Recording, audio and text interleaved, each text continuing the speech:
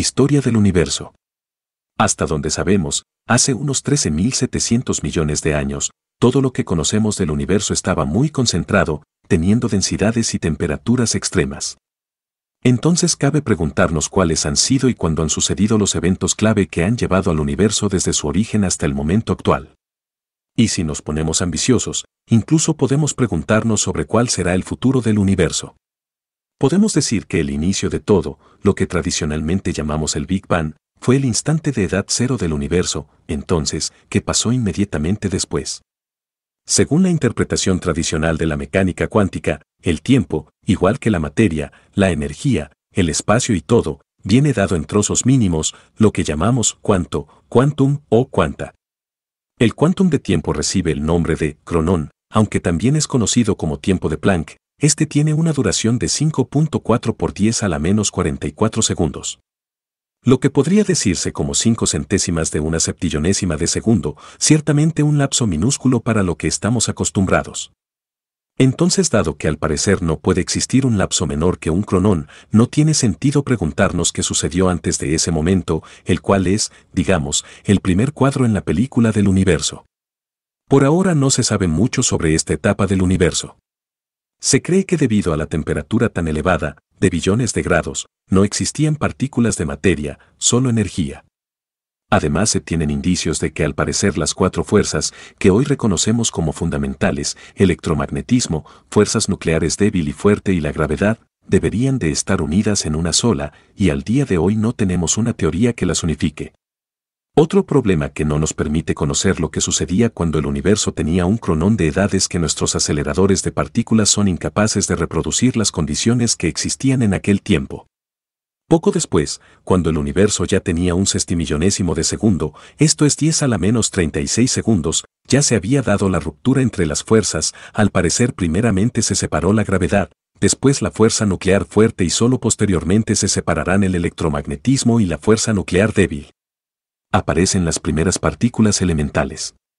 Entre 10 a la menos 36 y 10 a la menos 33 segundos después del Big Bang se dio un acontecimiento muy importante en la historia del universo. Este se expandió de una forma exponencial, es lo que se conoce como la fase de inflación cósmica. Durante esta fase fue que el universo adquirió el patrón que acabaría formando sus estructuras a gran escala que iniciaron como fluctuaciones cuánticas que sirvieron de germen para el posterior aglutinamiento gravitacional de los cúmulos, supercúmulos y filamentos de galaxias. La inflación cósmica es la responsable de la uniformidad que hoy vemos a gran escala en la distribución de materia y energía en el cosmos. Y aunque se desconoce cuál fue el mecanismo responsable de que sucediera ese crecimiento ultrarrápido del universo, las observaciones del fondo cósmico de microondas y de galaxias lejanas son consistentes con el modelo. Durante el periodo de inflación la temperatura del universo cayó enormemente, pero al terminar se dio un proceso de recalentamiento. La energía cinética de la expansión pasó a aumentar la temperatura de las partículas que se acababan de crear, quarks y leptones, y con ello el universo se llenó de radiación. Hay que notar que este estado del universo, una sopa de quarks, leptones, lleno de radiación y muy caliente, sigue expandiéndose a gran velocidad y algunos investigadores colocan a este momento la etiqueta de Big Bang. Así que podríamos decir que el universo no inició en el Big Bang, sino un poco antes. Al final esto es en cierta forma solo un asunto de colocar etiquetas con nombres a las distintas fases y no debería de ser más importante que entender el desarrollo global. También es conveniente decir que existen ideas alternativas a la de la inflación cósmica, pero esta última sigue siendo la que goza de mayor aceptación entre la comunidad científica. Aproximadamente entre una billonésima y una millonésima de segundo después del inicio, entre 10 a la menos 12 y 10 a la menos 6 segundos, se separaron las últimas dos fuerzas que se mantenían unidas, el electromagnetismo y la fuerza nuclear débil. Los quarks se combinan en tríadas para formar los bariones, entre ellos los protones o neutrones, y en pares para formar mesones. Pero aquí sucedió algo raro. Resulta que los quarks y los leptones vienen en variedades que difieren en su carga eléctrica, lo que los separa en dos grupos, partículas y antipartículas. Cuando una partícula y su antipartícula correspondiente interaccionan se aniquilan y dejan solo fotones de alta energía. Este proceso es reversible cuando a partir de luz de alta energía se generan pares de partícula-antipartícula. Así como hay quarks y antiquarks, Sus agrupaciones forman bariones, como protones y neutrones o antibariones, antiprotones y antineutrones. Por algún motivo que no es entendido del todo, pero no faltan las explicaciones más o menos convincentes, no se mantuvo el equilibrio entre partículas y antipartículas, resultando en un exceso de las primeras sobre las segundas, formando este universo de materia, y dejando a la antimateria como una rareza. Cuando finalmente el universo alcanza un segundo de existencia, y durante aproximadamente 3 minutos, unos pocos protones y neutrones logran interaccionar para formar grupos de partículas, aunque la mayor parte de los protones se mantienen aislados. De esta forma el universo entra en la llamada fase de nucleosíntesis primordial, en la que se crearon los núcleos atómicos, aunque aún sin electrones en sus órbitas. El universo consigue su composición química inicial, un 90% de núcleos de hidrógeno, principalmente hidrógeno 1, llamado protio, algo de sus otras dos variedades, deuterio y tritio, aproximadamente un 10% de núcleos de helio, apenas trazas minúsculas de litio y berilio, y prácticamente nada más. Durante aproximadamente unos 380.000 años se mantiene un plasma formado por núcleos atómicos, electrones y radiación en situación de equilibrio. Los fotones ya no tienen energía suficiente para formar pares de partícula-antipartícula, mientras que los electrones que al inicio tenían demasiada energía como para acoplarse en torno a los núcleos y formar átomos neutros, van perdiéndola hasta que finalmente esto sucede. Se combinan núcleos y electrones para formar átomos neutros. Este proceso es conocido como recombinación, aunque en realidad es la primera vez que se produce y el sufijo re sale sobrando. Una consecuencia de la formación de átomos es que por fin la luz puede viajar libremente por el universo, que en ese momento deja de ser opaco. Esos primeros fotones libres son de muy alta energía, principalmente rayos X, llenan el universo y hoy los podemos detectar, tras ser afectados por la expansión del universo, en forma de la radiación de fondo de microondas.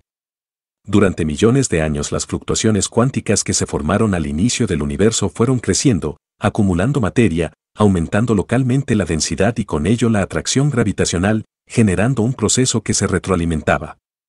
Este proceso se desarrolló a varias escalas a la vez, las más grandes acumulaciones de materia terminarían por dar nacimiento a los filamentos, sus diversos fragmentos serían los futuros supercúmulos de galaxias, concentraciones menores terminarían como cúmulos de galaxias, mientras que las secciones de estos serían las futuras galaxias individuales, y finalmente, dentro de las futuras galaxias se dieron condensaciones de material más locales que se convertirían en estrellas.